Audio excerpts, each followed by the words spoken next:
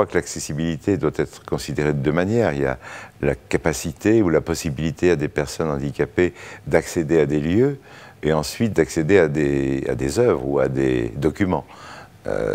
Autant l'accès à des lieux, même si c'est parfois onéreux, est possible. Après, l'accès à divers documents dépend évidemment de la nature du handicap.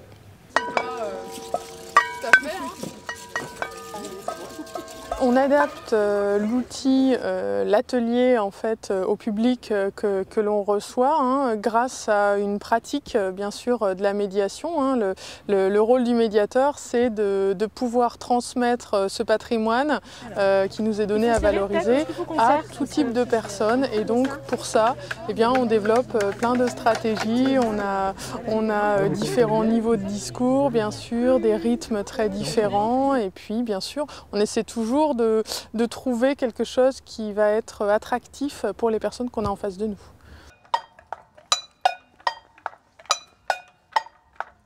À chaque fois que je vais quelque part ou quoi que ce soit, s'il y a quelque chose à visiter, j'y vais.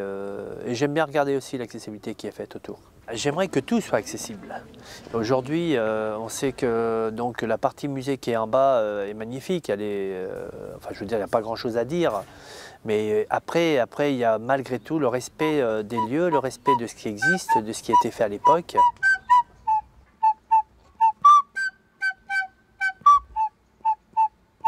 Quand on vous met entre les mains une plume sergent-major ou un crayon d'ardoise dans son étui métallique, chose dont on s'est servi à l'école, et en plus les odeurs, le vieux poêle, les bureaux, les pupitres.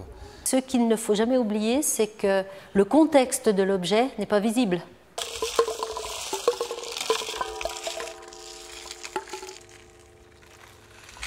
Ce qui est important quand on s'adresse à des personnes handicapées ou qu'on doit répondre à leurs demandes, c'est déjà de ne pas avoir peur. Ce sont des gens comme tout le monde et il faut leur faire confiance.